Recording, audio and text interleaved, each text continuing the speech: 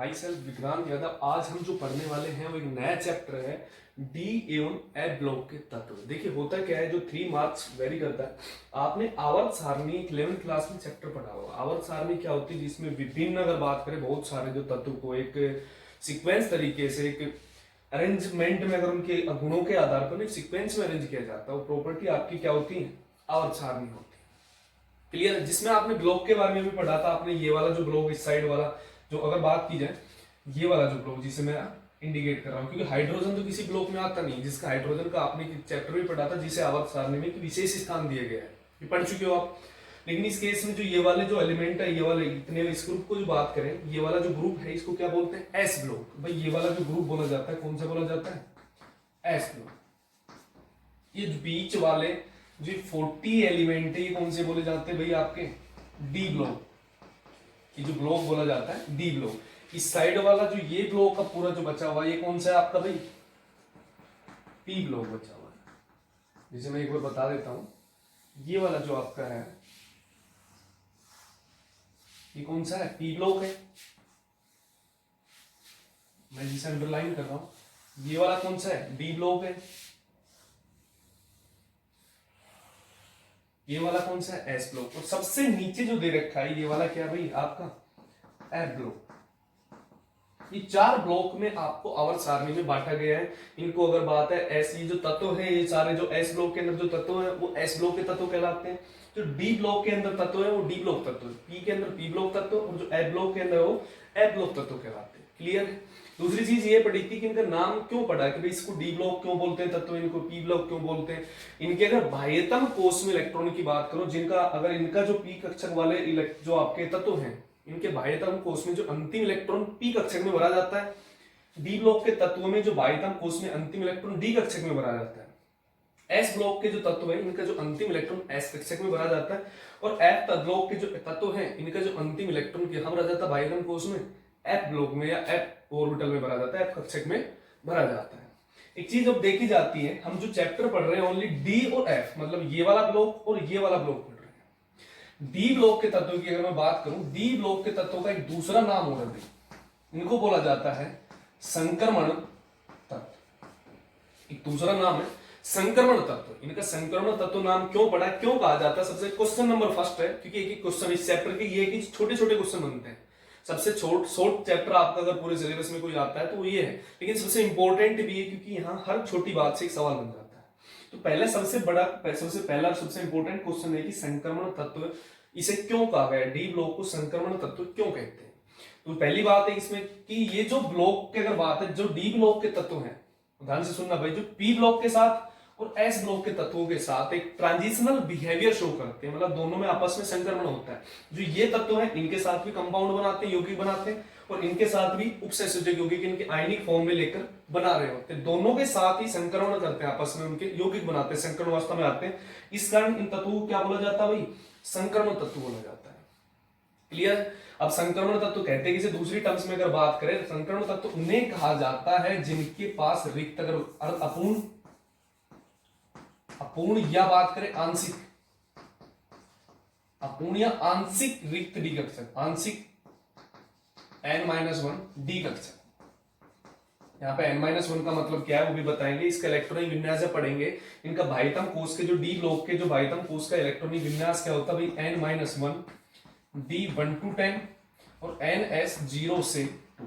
यहाँ पे s की वैल्यू मोस्टली 2 होती है, लेकिन कुछ केस में जो आपको आबो नियम के अकॉर्डिंग जो अलग चल रहे हैं, उनके केस में 0 भी आ रहा होगा, 1 भी आ रहा होगा, तो अलग पढ़ेंगे, कुछ अपवाद है आपके। तो यहाँ पे n-1 का ये केस दे रखा है आपका। उसके रेस्पेक्ट में अगर एस ब्लॉक की बात करो, तो एस ब्लॉक का इलेक्ट्रॉनिक कॉन्फ़िगरेशन आउटर मोस्ट का कैसे लिखा जाता है, ns 1 से 2 लिखा जाता है। क्लियर है। उसके बाद अगर पी ब्लॉक का मैं इलेक्ट्रॉनिक कॉन्फ़िगरेशन बोल लिखूं, तो ns2 np 1 to 6 लिखा जाता है। क्लियर है ये चीजें। अगर एफ ब्लॉक के इलेक्ट्रॉनिक कॉन्फ़िगरेशन की, तो ये होता है n-2 f1 to 14, sorry n-1 d1 to 0 से 2। मोस्टली 0 होता है, लेकिन किसी केस में 1 भी होता है, किसी में 2 भी होता है, कहां पढ़ेंगे, कुछ एक्सेप्शन केस है। और उसके बाद होता है ns2 होता है। n-2 अगर यहाँ पे n की वैल्यू अगर 1 है, 1 से तो नहीं होती, यहाँ पे जैसे 7 6 है, तो यहाँ पे ये d के रेस्पेक्ट में 5 मिलेगा और ये मिलेगा आपका 4 मिलेगा। इस वाली सीरीज में या इस वाली जो सीरीज होती है पहली 4f सीरीज होती है, ये 5 सीरीज होती है। यहाँ पे 4f में इलेक्ट्रॉन भर रहे होते हैं, इसमें 1 से 14 तक, इसमें 1 से 14 तक, इसमें 5f में भर रहे होते हैं।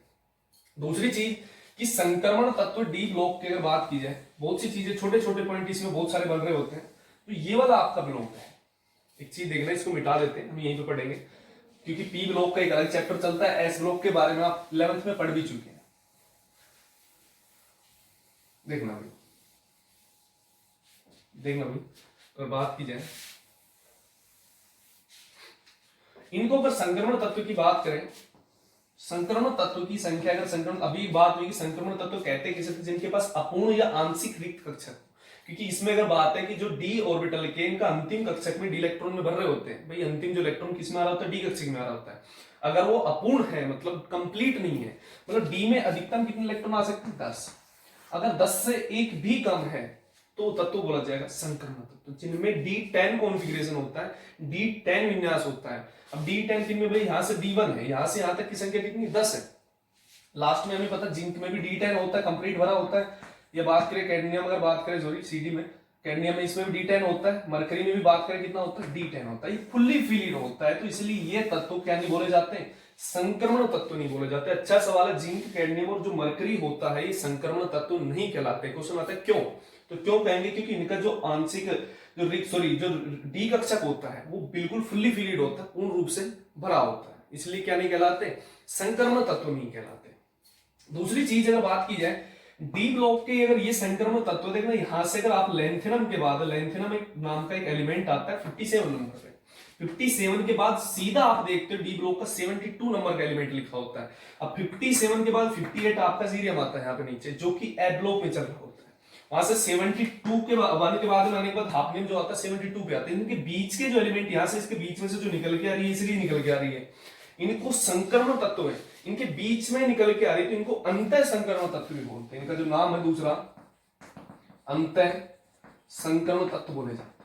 संक्रमण तत्व के बीच से निकले होते हैं, लेकिन क्योंकि यहां से 57 के बाद इसमें इलेक्ट्रॉन जो भरना शुरू हो जाता है, एटम में भरना हो जाता है, और जो अंतिम इलेक्ट्रॉन एटम में भर रहा होता है, तो कौन से ब्लॉक के तत्व बोले जाते हैं, ए ब्लॉक तत्व बोला जाते हैं। ठीक है, उसके बाद अगर बात है ये वाले 89 के बाद देखो सीधा 104 है। उसके बाद अगर 81 वाला 90 के बाद 103 तक, ये यहां तक आता है, इनमें जो इलेक्ट्रॉन भरा आता है। तो ये भी, अब दूसरी चीज, एक चीज इनका नाम और होता है, यहाँ पे जो पहली एक सीरीज है, जो श्रेणी है, लेंथेनम के बाद जो भी एलिमेंट आ रहे हैं, ये वाली सीरीज आती है, इसको लेंथेनोइड श्रेणी बोलते हैं। लेंथेनम के बाद जो भी एलिमेंट आए ब्लॉक के, लेंथेनोइड श्रेणी। एक्टिनम के जो बाद जो एलिमेंट आ रहे हैं उसको क्या बोलते हैं, एक्टिनोइड श्रेणी या एक्टिनोन बोलते हैं। लेंथेनोइड या लेंथेनोन, या बात कीजिए एक्टिनोइड के बाद आने वाले एलिमेंट, एक्टिनाइड के मतलब 89 के बाद कौन से 90 से 103 तक की जो सीरीज आती है, जो श्रेणी आती है, इसको बोलते हैं एक्टिनाइड श्रेणी या एक्टिनोन श्रेणी बोलते हैं। क्योंकि ए ब्लॉक के बारे में पढ़ेंगे पहले, अभी हम किसके बारे में पढ़ने वाले हैं, डी ब्लॉक के बारे में पढ़ने वाले हैं। पहले आपकी जो इसकी प्रॉपर्टी है, ओनली हम किसकी पढ़ रहे हैं भाई, डी ब्लॉक की। देखना डी ब्लॉक की और भी प्रॉपर्टी है, कई चीजें पढ़ेंगे इसमें, तो छोटे छोटे सवाल यहीं से बन रहे होते हैं इसकी जनरल प्रॉपर्टी से। बाद में तो इसके लेंथेनाइड कॉन्ट्रैक्शन वगैरह से, संकुचन वगैरह से अच्छे सवाल बनते हैं। मेनली शुरुआत यहीं से हो चुकी होती है। एक चीज और होती है, अगर बात करें भाई यहां से कुछ, हमने एक क्वेश्चन तो ये भी बन चुका था कि भाई जिंक, कैडमियम, मरकरी, अगर ये चीज है, तीनों संक्रमण तत्व नहीं होते, क्योंकि इनके जो लास्ट में जो डी कक्षक होता है, अंतिम डी कक्षक होता है, बाह्यतम कोश का पूर्ण भरित होता है, पूर्ण रूप से भरा होता है, तो ये संक्रमण तत्व नहीं कहलाते। क्लियर है। दूसरा क्वेश्चन क्या बनता है कि इसमें आपसे पूछे जाते हैं, एक तो उत्कृष्ट धातु कौन सी होती है, उत्कृष्ट धातु, इनको नोबेल मेटल्स या उत्कृष्ट धातु बोलते हैं। उत्कृष्ट धातु में आपकी आती है, एक तो बात आती है प्लेटिनम आता है, गोल्ड आता है, एक सिल्वर आता है, ये उत्कृष्ट धातु। उत्कृष्ट धातु मतलब ऐसे एक्सपेंसिव है, आपको पता है महंगी होती है कि गोल्ड, सोना, चांदी और प्लेटिनम। दूसरी चीज इनकी प्रॉपर्टी इस बेसिस पे नहीं है।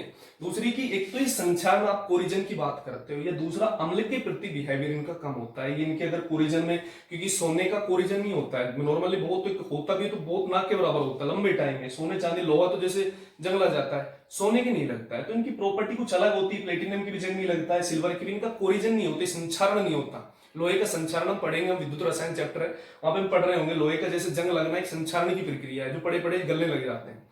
तो बात कीजिए उत्कृष्ट धातु स्पेशल होती है, एक्सपेंसिव होती है, तो इनको अलग से रखा जाता है। क्वेश्चन पूछ लिया जाता है कि डी ब्लॉक की किन्हीं उत्कृष्ट धातु के नाम लिखिए, तो कौन से लिखोगे, प्लेटिनम, गोल्ड और सिल्वर।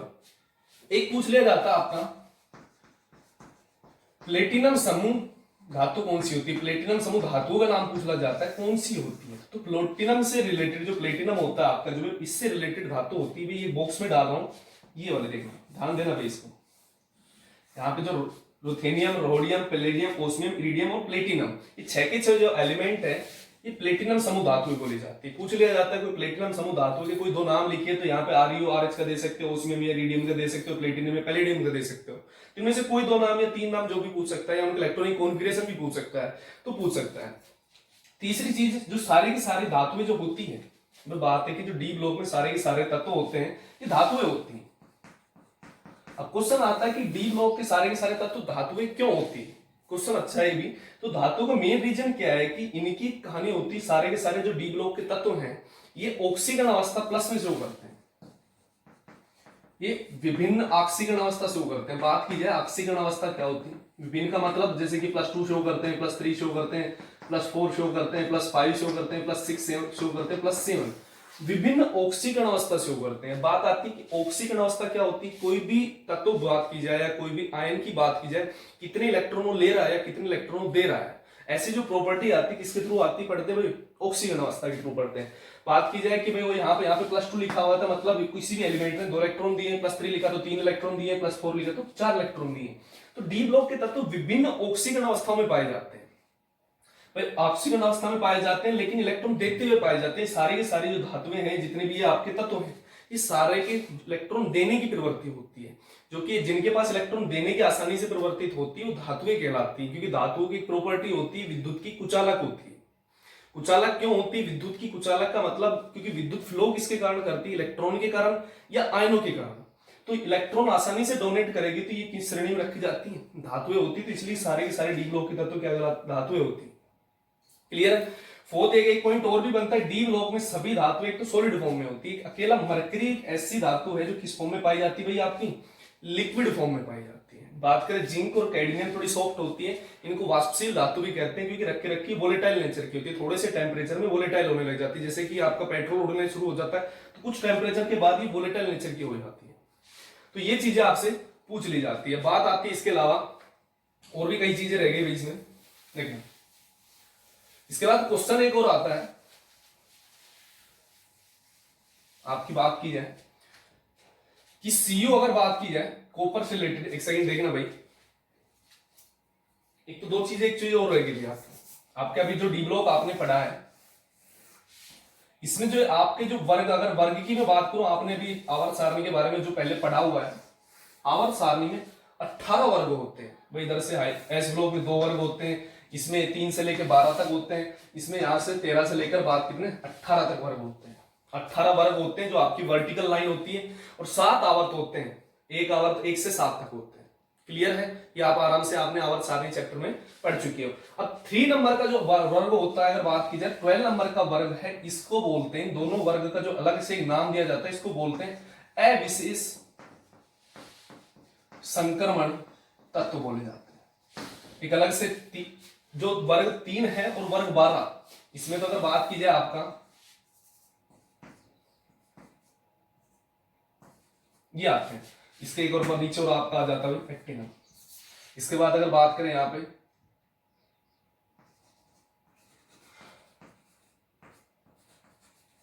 ये वाला जो एलिमेंट है, शुरू के जिनमें एक तो D1 इलेक्ट्रॉनिक कॉन्फिगरेशन भर रहा होता है, लास्ट में कौन सा D10 भर रहा होता है। एक तो जिनमें शुरुआत इलेक्ट्रॉन भरना शुरू हुए, एक जिनमें कंप्लीट भर चुके हैं, ये बोले जाते हैं अविशेष तत्वों की वर्ग की श्रेणी में रखे गए हैं।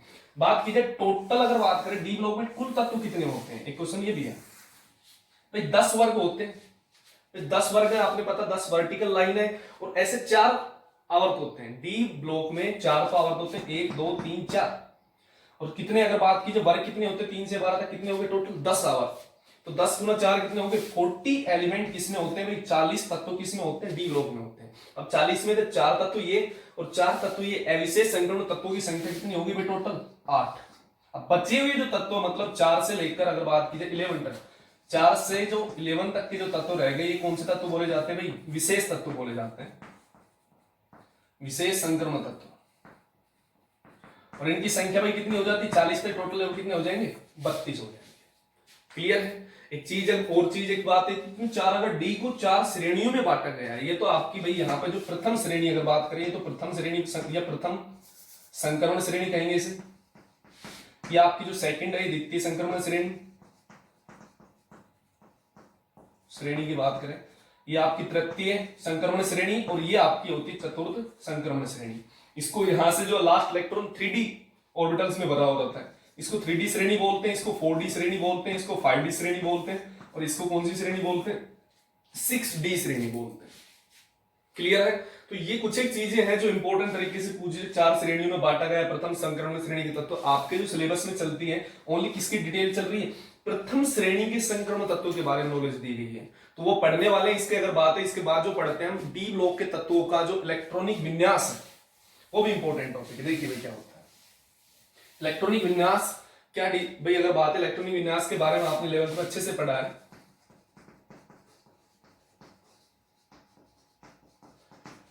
क्या होता है इलेक्ट्रॉनिक विन्यास की अगर मैं बात करूं, आपने पढ़ा है कि इलेक्ट्रॉनिक विन्यास किसी भी अगर बात है एटम के अगर उसकी प्रॉपर्टी, जैसे कि बात करें उसमें कितने इलेक्ट्रॉन है, कौन से ऑर्बिटल में है, कौन सी पोजीशन पर घूम रहे, कौन सी सबसेल में है, ये सारी प्रॉपर्टी इलेक्ट्रॉनिक विन्यास के द्वारा मिलती है। उनकी एनर्जी लेवल को भी ये बता रहा होता है। इलेक्ट्रॉनिक विन्यास की अगर एक ट्रिक पढ़ी थी, क्योंकि होते क्या है इसके बारे में तो 11th का लेक्चर अलग से अपलोड कर दिया जाएगा आपकी बेसिक केमिस्ट्री से रिलेटेड।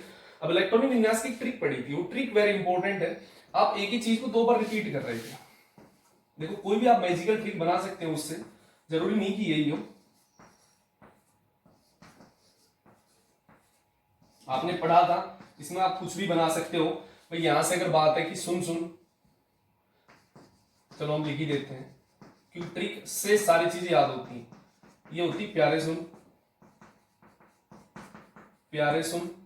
यहां से अगर बात की जाए दे प्यार सभी को, फिर से रिपीट, हर चीज 2 बार रिपीट हो गई। दे प्यार सभी को, उसके बाद फिर दे प्यार सभी को, और फिर से यही लाइन रिपीट है, फिर दे प्यार सभी को। अगर बात है कि सुन डबल रिपीट, प्यारे सुन डबल रिपीट, दे प्यार सभी को, दे प्यार सुन डबल रिपीट, और ये भी फिर दे प्यार सभी को, फिर दे प्यार, इसे डबल रिपीट करना है। इसको माइंड में सीक्वेंस से सेट कैसे करना है कि आपके बाद आपको कुछ नहीं लिखना, जैसे कि आपने लिखा सुन और उसके बाद सुन, आपको रिदम माइंड में बनाना। प्यारे सुन अगर बात की जाए, प्यारे सुन दे प्यार सभी को, दे प्यार सभी को, फिर दे प्यार सभी को, फिर दे प्यार सभी। बस ऐसे माइंड में रिदम बना लेना है इस ट्रिक को देखते हुए। आपको ऐसे लिखने के बाद अगर मैं बात करूं, देखना ऐसे आपने लिख लिया, एस ऑर्बिटल के लिए जो प्रिंसिपल क्वांटम नंबर, मुख्य क्वांटम संख्या 1 से शुरू होती है। या पढ़ भी चुके हो, नहीं पढ़ो तो आपको एक अलग से इसका लेक्चर ऑर्बिटल से रिलेटेड आपको अलग से पढ़ाया जाए, क्योंकि ये चीजें वेरी इंपॉर्टेंट है जानना है इसके बारे में। 1s के बाद आपको पता है 2s आएगा, फिर 3s आएगा, फिर 4, इसके बाद 5th, यहां से अगर बात करें 6, 7, और ये कौन सा भाई 8s। S 1 से शुरू होता है, P कितने से शुरू होता है भाई 2 से शुरू होता है, आपने पढ़ा पहले भी 2, उसके बाद ये 3 से 4, 5, अगर बात करें 6, उसके बाद 7 की बात आ जाती है भाई। P अब S और P आ चुके, उसके बाद क्या है D किस 3 से शुरू होता है भाई, P 2 से था तो 3 से शुरू हो रहा था, थर्ड सेल से आना शुरू होता है, आपको पता है। 3D, उसके बाद कौन सा आएगा 4D, 5D, 6D, क्लियर है भाई। उसके बाद भाई D 3 से तो F आगे कौन सा भाई, F कितने से शुरू होगा 4 से 5 है।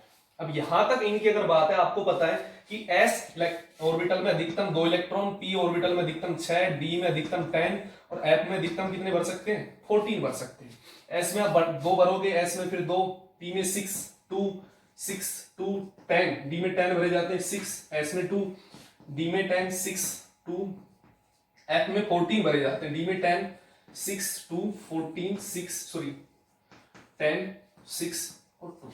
यहां तक आपके जो कि आवर्त सारणी में 118 तत्व हैं, उनमें सभी तत्वों का अगर इलेक्ट्रॉनिक कॉन्फ़िगरेशन यहां तक आ चुका होता है, देखना। अब बात कीजिए, आपसे पूछ ले वो स्टेडियम के बारे में पूछ ले, क्योंकि आपको पता है स्टेडियम कितने नंबर पे आता है भाई, 21 नंबर पे आता है। 21 नंबर पे आता है, कुछ नहीं, आप एक रिदम बना लो, जैसे कि सुन प्यारे सुन दे प्यार सभी। हमें पता है यहीं तक 21 नंबर तक यहीं तक आ जाएगा। S 1 से शुरू होता है, 2, 3, 4, 5, ठीक है। उसके बाद हमें P पता है 2 से शुरू होता है, 3P, 4P। आपको पता है D कहां से शुरू होता है, 3 से शुरू होता है। S में भरते हुए चलो भाई, 1 की कमी है, 2 की, पहले 2, दो, इसके में 6 आएंगे, इसमें 2 आएंगे, इसमें 6 आएंगे, इसमें 2 आएंगे। अब देखो आपको सिर्फ ये ऊपर की नंबरिंग जोड़ दी चलनी, किस तक ही जाना है भाई, अधिकतम है इसमें 1 या 2। भाई अगर बात है किसी एक, अगर एक परमाणु क्रमांक है तो यहाँ तो 1s1 ही उसका इलेक्ट्रॉनिक कॉन्फिगरेशन हो जाएगा। 21 तक जाना है तो हमें पता 10 तो यहाँ तक हो गया, 10 यहाँ तक हो गया, 20 और 1 किस में आ जाएगा, डी में आ जाएगा। क्लियर है? ये तो इलेक्ट्रॉन हमने भर दिया। अब लिखने का तरीका इलेक्ट्रॉनिक विन्यास का क्या होता है, जो सामने जो n की वैल्यू है, जो मुख्य क्वांटम संख्या है, उसकी छोटी वैल्यू को आगे लिखते हैं, जो n की वैल्यू जो बड़ी है उसको कहां लिखते हैं, पीछे लिखते हैं। तो इसका इसी को हम, ये तो हम रफ वर्क में पीछे हम इस ट्रिक के अकॉर्डिंग ऐसे भर लेंगे, लेकिन लिख के एग्जाम में कैसे आएंगे, 2s2 भाई देख 1 के बाद अगर कोई और 1 दूसरा था ही नहीं तो यहाँ पे लिख दिया, 2 के बाद 2s2 के बाद क्या है 2p6 है। अब देखो कोई 2 की वैल्यू से रिलेटेड कोई n की वैल्यू जहां 2 हो वो इसके साथ ही लिखना है नहीं। आगे चलते हैं 3 पे चलते हैं, 3s2 3p6। अब देखो 3 इसके बाद 4 आ रहा है, लेकिन 4 के बाद 3 है, 3 को हम कहां लिखते हैं, आगे लिखते हैं। फिर 4 की वैल्यू और 4 की अगर कोई और वैल्यू है तो उसे लिख देते हैं। ये इसका हो गया इलेक्ट्रॉनिक विन्यास हो गया। क्लियर है? तो ये लिखते हैं जैसे स्केडियम का हो गया। लास्ट में अगर हमें पता है ये वाला जो नोबल गैस के अकॉर्डिंग लिखते हैं, तो ये वाला जो इलेक्ट्रॉनिक विन्यास किसका है, आर्गन का। तो नोबल गैस भाई इसको या तो पूरे इतने लंबे लाइन से लिखते हैं या इसकी जगह क्या लिख देते हैं ब्रैकेट में, इसी जिसका नोबल गैस का कोई भी कॉन्फिगरेशन जो पिछले वाला आ रहा होता है तो यहाँ पे क्या लगा दिया जाता है, आगे आर्गन लगा दिया। तो ऐसे क्योंकि ये वाले सिर्फ भाइटम कोष के इलेक्ट्रॉनिक आ लेते हैं भाई, किसी भी विक्रिया किसी कंपाउंड बनाने में भाग लेते हैं। अब मेन चीज आती है कि आपके जो चारों आपके जो सीरीज है, आपकी जो डी ऑर्बिटल में 4 सीरीज चल रही है, 4 सीरीज में से चारों सीरीज में से 2 सीरीज इंपोर्टेंट सिलेबस में जाती है, जिनके आपसे इलेक्ट्रॉनिक विन्यास पूछे जाते हैं। कुछ तो नियम को फॉलो करते हैं, इस ट्रिक को फॉलो करते हैं, जो फॉलो नहीं करते उनके इलेक्ट्रॉनिक विन्यास एग्जाम में सीधे सीधे देखने को मिल जाते हैं। देखना सबसे पहले हम उसके इलेक्ट्रॉनिक विन्यास को लिखेंगे टेबल के थ्रू, क्योंकि इलेक्ट्रॉनिक विन्यास पहले भी आरबीएससी पूछ चुका है और हर बार तो नहीं, लेकिन हर एक साल छोड़ एक साल इसके सवाल बार बार वो पूछ रहा होता है। इलेक्ट्रॉनिक विन्यास इंपॉर्टेंट है, देखना उसे टेबल के थ्रू पढ़ते हैं। देखिए डी ब्लॉक में 4 सीरीज होती, 3D श्रेणी, 4D श्रेणी, 5D श्रेणी और 6D श्रेणी। आपके मेनली जो क्वेश्चन आते हैं 3D श्रेणी और 4D श्रेणी से आते हैं। उसके अलावा बात करें 5D श्रेणी से क्वेश्चन बनते हैं, लेकिन अभी तक बने नहीं है, बनने के चांसेस उसके बहुत कम होते हैं। देखिए 4D श्रेणी में ये तो आप अकॉर्डिंग टू ट्रिक भाई आपने ये नोबल गैस कॉन्फिगरेशन अभी जैसे स्केडियम का लिखा था, जैसे 3D1 2 फिर 2 हो जाएगा 3 हो जाएगा, जैसे जैसे ये उसके एटॉमिक नंबर बढ़ेंगे उनमें इलेक्ट्रॉनों की बढ़ रहा है। मैंने जो ब्लैंक छोड़ रखे हैं पहले तो आप एक इसका स्क्रीनशॉट लेके लिखें, बाद में जो बचे हुए हैं वो एक्सेप्शन है, अपवाद है, वो इंपॉर्टेंट है, एग्जाम में उन्हीं के चांसेस ज्यादा होते हैं। ये तो सिंपल आप ट्रिक के अकॉर्डिंग भी लिख सकते हो, इन्हें याद करने की जरूरत होती नहीं। मेन चीज है कि जो अब आने वाले हैं वो याद, जिनको मैं बॉक्स में ब्लैंक छोड़ रखे हैं भाई यहाँ पे होना क्या चाहिए था भाई 3D3 4s2, तो 4s2 तो सेम चल रहा है।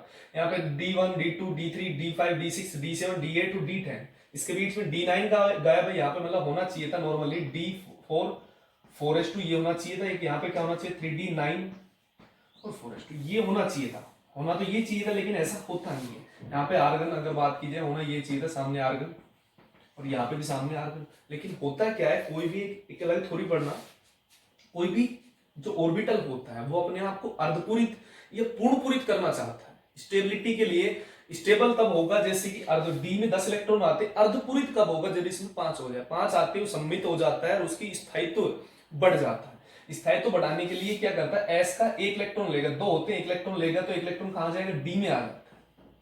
ये क्या हो जाएगा 3D5 और 4s1। ये क्रोमियम का पूछा भी जा चुका है, फिर पूछ सकता है। तो क्रोमियम के डी में 5 इलेक्ट्रॉन होते हैं, एस में कितना होता है 1 इलेक्ट्रॉन होता है। इसमें ये होना चाहिए था। अब इसको अर्धपूरित तो हो नहीं सकता, पूर्णपूरित होने के लिए मतलब डी में अधिकतम 10 आते हैं, अधिकतम 10 आते हैं, वो चीज स्थायी हो जाती। स्थायी होने के लिए इसको कितने इलेक्ट्रॉन की आवश्यकता, 1।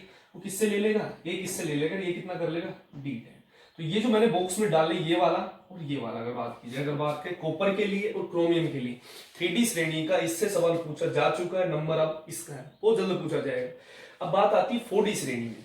ये तो 3D श्रेणी हो चुकी, 4D 39 से शुरू होती 48 तक चलती है। इसमें होना क्या चाहिए था भाई अकॉर्डिंग टू, अब जो बचे हुए ब्लैंक है आपने 3 तो नॉर्मली आप ट्रिक के अकॉर्डिंग लिखोगे, कुछ नहीं करना है। आप लिखना क्या था भाई, जैसे ये होना क्या चाहिए था 43 जैसे कि बात है, क्रिप्टॉन तो भाई सभी में होगा, इसके आगे का जो नोबल गैस नंबर है या तो क्रिप्टॉन तब जितने नंबर पे आता है उनके इलेक्ट्रॉनिक विन्यास पीछे लिखो, या उसको शॉर्ट फॉर्म में बनाने के लिए नोबल गैस कॉन्फिगरेशन लिखते हैं। भाई यहाँ पे अगर बात करें क्रिप्टॉन आगे लगा रहेगा, क्योंकि क्रिप्टॉन नंबर तक के कॉन्फिगरेशन लिख लो या इसे लिख लो। होना क्या चाहिए था, यहाँ पे 43 होना चाहिए था, यहाँ पे 44, यहाँ पे 45, यहाँ पे 46 होना चाहिए था, यहाँ 47, यहाँ पे 48 होना चाहिए था, यहाँ पे 49 होना चाहिए था। भाई ये तो 5s2 होना चाहिए था पीछे, ये भी 5s2, ये भी 5s2, ये भी 5s2 होना चाहिए था, ये भी 5s2, 5s2 और 5s2 होना तो ये चाहिए था, लेकिन ऐसा होता नहीं है। इसमें क्या होता है कि यहां से अर्धपूरित हो भी नहीं रहा, लेकिन फिर भी एक इलेक्ट्रॉन विस्थापित हो जाता है और ये चला जाता है d4 में। 4d श्रेणी में d3 नाम का ऑर्बिटल ही नहीं होता है। सेम अगले केस में इसको अर्धपूरित होने के लिए इलेक्ट्रॉन चाहिए, इससे इलेक्ट्रॉन लेगा, किसमें चला जाएगा d5 में, इससे एक इलेक्ट्रॉन लेगा और ये हो जाएगा d6 हो जाएगा, ये इससे एक इलेक्ट्रॉन ले जाएगा ये d7 में, ये अगर बात है एक इलेक्ट्रॉन लेकर किसमें हो जाएगा d8 में। सबसे इंपॉर्टेंट पैलेडियम का आता है, सबसे अगर पूछा, अगर सबसे इंपॉर्टेंट एग्जांपल है, इसको कंप्लीट होने के लिए 2 इलेक्ट्रॉन की आवश्यकता है। एक अकेला ऐसा एग्जांपल है डी ब्लॉक में जो दोनों इलेक्ट्रॉन लेके अपने आप को कितना पूरा कर लेता है, d10 कर लेता है, दोनों निकाल लेता है। d8 होना चाहिए था, दोनों इलेक्ट्रॉन लेके किसमें आ जाता है d10 में। इसमें इलेक्ट्रॉन कंप्लीट 9 है, कंप्लीट होने के लिए एक इलेक्ट्रॉन चाहिए जो ऐसे लेकर ये किसमें आ जाता है d10 में। कोई भी अपने आप को अर्धपूरित किया देखना नीचे, इसमें भी 4d10, इसका भी 4d10 और इसका भी कितना 4d10, इसमें s में 0, इसमें s में 1 और इसमें s में क्या 2 है। इंपॉर्टेंट एग्जांपल है सिल्वर, कैडमियम और ये भी, इनके इलेक्ट्रॉनिक कॉन्फ़िगरेशन पूछे जाते हैं। तो ये जो है दोनों सीरीज है, दोनों के दोनों इंपॉर्टेंट है। इनमें ये दो तो आपको ट्रिक से हो जाते हैं, नीचे का ये भी ट्रिक से हो जाएगा। इसमें अगर बात करें ये 3 अगर बात की जाए और बाकी बचे हुए ये नीचे के, आपके सिर्फ 2 एग्जांपल ये और बीच के वैसे ही कुछ नहीं है कि बढ़ाना है, बस अकेला पैलेडियम एक ऐसा एग्जांपल है जिसमें 2 इलेक्ट्रॉन शिफ्ट हो रहे हैं, बाकी किसी में 2 शिफ्ट नहीं हो रहे हैं। बस ये एग्जांपल जैसे बनाओगे 2-3 बार ट्रिक लिखने की आदत डालोगे तो इजीली हो जाएंगे। क्लियर है? तो ये पढ़ा आपने भाई इलेक्ट्रॉनिक विन्यास पढ़ा है, और ये आराम से, क्योंकि सवाल 1 नंबर के इलेक्ट्रॉनिक विन्यास का पूछे भी जा चुका है। अब मिलते हैं अगले लेक्चर में। अगले लेक्चर में जो पढ़ने वाले हैं वो 3D श्रेणी की कुछ सामान्य गुण हैं जो कि इंपॉर्टेंट है, समझने वाली चीज है, उन्हें पढ़ते हैं अगले लेक्चर में।